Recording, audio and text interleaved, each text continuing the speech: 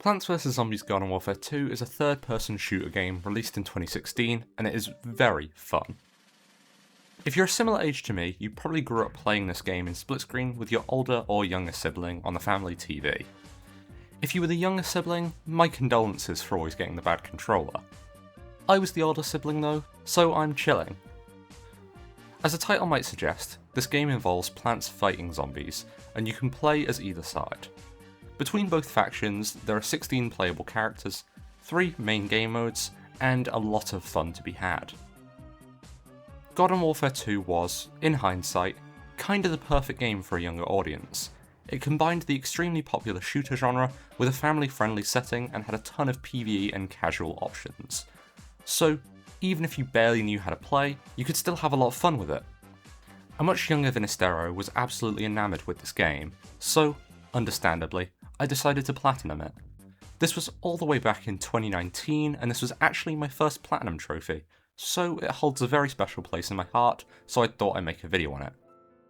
But first, a message from Crazy Dave.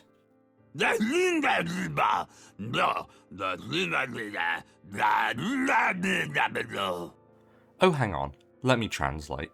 I think he said something like 98.2% of my viewers are not subscribed, but if that 98% subscribed, then I would have over 5k subs. So, if you like this kind of content, please consider leaving a like on the video and subscribing to my channel, for more fun 100% and challenge runs. I'm pretty sure that's what he said anyway, my Dave speak is a bit rusty. But anyway, where were we? Oh right, you might be wondering why we're starting with Garden Warfare 2 and not Garden Warfare 1. Well, dear viewer, I actually didn't play that when I was younger. I picked it up recently, but there are some pretty difficult PvE segments that you have to do for the platinum that are quite hard to do solo. Fortunately, a second copy of the game was quite cheap, so me and my wife are working through those levels as we speak. So, stay tuned for a Garden Warfare 1 video whenever that comes out. So, back to Garden Warfare 2. This game is pretty expansive and there are 3 main game modes. The first is Backyard Battleground, which is a free roam PvE game mode where both sides battle endlessly. Here you can do a variety of things like wander around aimlessly, try out new plants and zombies, capture the flag in the middle of the map, and you can even deliver pizza like you're Spider-Man in 2004. The second major game mode is Garden Ops, or Graveyard Ops if you're the zombie, which is basically a PvE defense game mode where you get some turrets and pots to defend your stuff while the enemy team attacks it. I wouldn't go so far as to call it a tower defense game mode, but it's probably the closest thing to the original PvZ in this game. And finally, there is multiplayer, which is kind of self-explanatory. Usually, logging into multiplayer in this day and age means you'll get killed over and over and over again by someone that has only played Garden Warfare 2 since it released in 2016. Very fun. There's also the quest board in the backyard, which can give you stars, which are used to trade for things like cosmetics and upgrades. You can also get coins and XP multipliers, and the quests cycle out every few days and also have a chance to be an epic quest, which takes longer to complete, but gives way better rewards. This game also has 2 campaigns, which take place between the backyard and ops. Technically, you can do the missions from both campaigns in any order you'd like, but here we will start with the zombies first. Both campaigns are pretty formulaic and usually take the form of you helping someone to do something, doing an ops mission, then choosing who to help next. You do this 4 times, then you help out a final character, fight a cool boss, and then proceed into Infinity. What is Infinity, you might ask? Well, I'll explain it later. But for now, Gnomes. Lots and lots of gnomes. Anyway, into the zombies campaign. This segment involves us taking part in a competition to see if any zombie is smart enough to find Dr. Zomboss's secret lair. We do this with a secret door finder, which is very useful for locating secret doors, and get the Yuck trophy in the process by completing the campaign mission of the same name. After discovering the secret door, we are presented with the choice of 3 NPCs to help next. I picked Old Deadbeard because pirates are cool. This segment mostly consists of running errands for Deadbeard.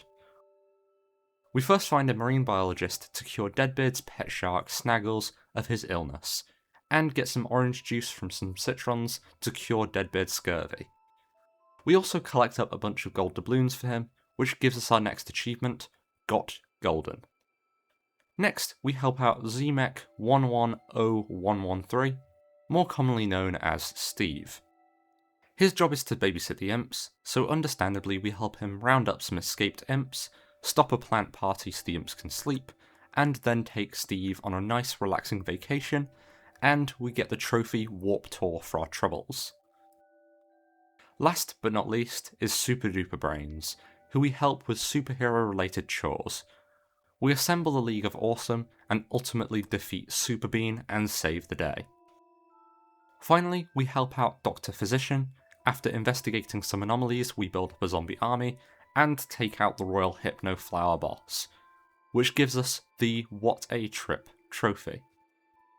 In the process, we get some smaller trophies like Hero to Zero, My Place or Yours, Always Imp Revising, Simply Super, and Skin Changer. Okay, enough zombies, time for some plants. The plant campaign sees us joining the Agents of Leaf, or the League of Extraordinary Action Foliage, a secret organisation dedicated to stopping the zombies. First, we help out DaveBot 3000 with some secret missions, and we get the Just Sprouted trophy for blowing up some tombstones and fighting a disco zombie boss. Next, we help out Agent Corn and shoot some zombies aerially from the Butterhawk, giving us the trophy On the Cob. Next is Agent Citron, who actually gets us 2 trophies. The first is my favourite ZMech on the Citadel, which is to vanquish a Z7 imp. This is really easy to do, because one is guaranteed to spawn in the first mission. We also get Mango Tango for freeing the Iron Ball Citron and defeating the enemy Shrimp. Then we help Agent Rose and we get a trophy called Her Majesty for closing some dangerous rifts and fighting the massive goat called Gargotuar. Finally, we help out DaveBot 3000.1 and defeat a Gargantua pirate called Captain Smasher. This gives us the trophy Curse Proof. We also gain access to Infinity via the Junkosaurus, a giant robotic triceratops made out of trash built by Dave, as well as the Mecha Cat, which is a gigantic robot made by Zomboss to annoy Crazy Dave, as, fun fact, he hates cats. This gives us the West Indian Lilac and the String Theory trophy for plants and zombies respectively. And I might as well take the time to explain how Infinity works.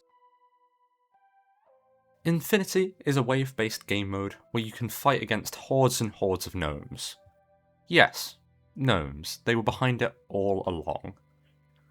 You get a limited amount of health and can only heal a little bit, so this game mode isn't easy. There are also unique bosses every 5 waves up until wave 25 when you fight Gnomus the Gnome King.